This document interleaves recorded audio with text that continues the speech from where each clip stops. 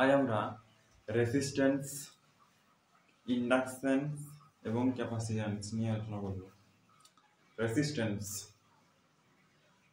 মানে কোনো ওয়্যারের মধ্য দিয়ে যখন কারেন্ট ফ্লো হয়, কারেন্ট যখন বাধাপ্রাপ্ত হয় এবং বাধাপ্রাপ্ত হয়ে হিট এনার্জিতে কনভার্ট হয়ে যায়, সেটাকে রেসিস্ট্যান্স বলা হয়। মানে ধরো একটা বাল্ব, ঠিক আছে, ওই বাল্বটার মধ্য দিয়ে যখন কারেন্ট ফ্লো হয়, কারেন্টটা বাধাপ্রাপ্ত হয়, ঠিক আছে, এবং বাধাপ্রাপ্ত হয়ে কি হয়, হিট এনার্জিতে কনভার্ট হয়ে আমরাকে আলো প্রদান করে। এটা তো তোমরা জানো। এই যে আমাদের বাড়িতে যে বাল্বগুলো আছে ওটাতে ওই রেজিস্ট্যান্স থাকে, ঠিক আছে, এবং যখনই কারেন্টটা ফ্লো হয় তখন কারেন্টটা বাধাপ্রাপ্ত হয় এবং বাধাপ্রাপ্ত হয়ে হিট এনার্জিতে কনভার্ট হয়ে যায়। ওয়্যারের ক্ষেত্রেও সেম, ঠিক আছে। কোনো ওয়্যারের মধ্য দিয়ে, আমি যে মাত্র যেটা বললাম, কোনো ওয়্যারের মধ্য দিয়ে যখন কারেন্ট ফ্লো হয়, কারেন্টটা বাধাপ্রাপ্ত হয় এবং বাধাপ্রাপ্ত হয়ে হিট এনার্জিতে কনভার্ট হয়ে যায়। এটা হচ্ছে রেসিস্ট্যান্স। আর হচ্ছে ইন্ডাকট্যান্স, ঠিক আছে। যখন কোনো ইন্ডাক্টরের মধ্য দিয়ে কারেন্ট ফ্লো হয়, কারেন্টটা বাধাপ্রাপ্ত হয় এবং বাধাপ্রাপ্ত হয়ে কি হয়, এখানে কিন্তু এনার্জি স্টোর হয়ে থাকে, ঠিক আছে। যেমন রেজিস্টরের ক্ষেত্রে কারেন্টটা হিট এনার্জিতে কনভার্ট হয়ে যাচ্ছিল, এখানে কিন্তু তেমনটা নয়, এখানে কারেন্টটা স্টোর করে রাখে, ঠিক আছে। কারেন্টটা এখানে স্টোর করে রাখে কিছুক্ষণের জন্য। আর ইন্ডাক্টরের উদাহরণ হচ্ছে তোমার মোটর, ঠিক আছে। মোটরে কয়েল থাকে, তাই মোটরটা হচ্ছে ইন্ডাক্টর। আর হচ্ছে তোমার ট্রান্সফরমার, ঠিক আছে, এসি, এগুলো হচ্ছে তোমার সব ইন্ডাক্টর, ঠিক আছে। ওর ভিতরে সব কয়েল আছে, ওই কয়েলের সাহায্যে আমাদের ওই এনার্জিটা স্টোর করে রাখে, কয়েল দ্বারা এনার্জি স্টোর করা হয়। তারপরে যাচ্ছে আমরা ক্যাপাসিট্যান্স। ক্যাপাসিট্যান্স কোনো ক্যাপাসিটরের মধ্য দিয়ে যখন কারেন্ট ফ্লো হয়, কারেন্টটা বাধাপ্রাপ্ত হয় এবং বাধাপ্রাপ্ত হয়ে ক্যাপাসিটরও কিন্তু এনার্জি স্টোর করে রাখে। ক্যাপাসিটরকে একটি ব্যাটারির সাথে তুলনা করা যেতে পারে। ব্যাটারি দীর্ঘ সময়ের জন্য চার্জ ধরে রাখতে পারে, কিন্তু ক্যাপাসিটর ক্ষণিকের জন্য চার্জ ধরে রাখতে পারে, ঠিক আছে।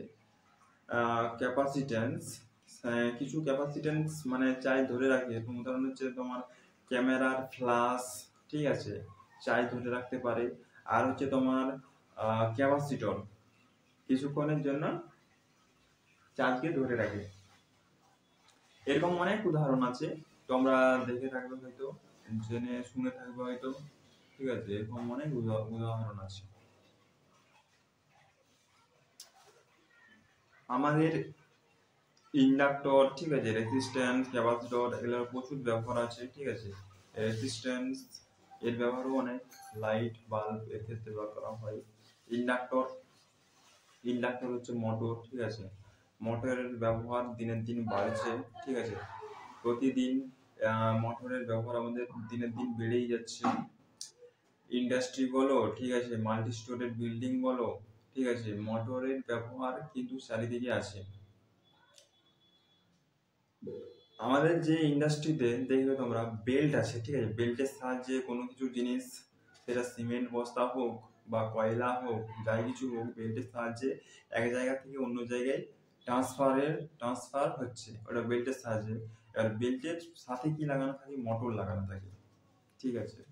ওই মোটরের সাহায্যে একটা স্থান থেকে অন্য স্থানে বেল্টের সাহায্যে নিয়ে যাওয়া হয়, ঠিক আছে। তারপর যে সিমেন্ট, ধরো ওই সিমেন্ট কারখানা, ঠিক আছে, ওখানে যে সিমেন্টকে যে গুঁড়ো গুঁড়ো করছে, ওটা কিসের সাহায্যে করছে, মোটরের সাহায্যে। ওই মোটরটা অনেক বড় হয়, প্রায় একটা ঘরের সমান, ঠিক আছে। তো ওই মোটরের সাহায্যে সিমেন্টগুলোকে অনেক গুঁড়ো গুঁড়ো করা হয়।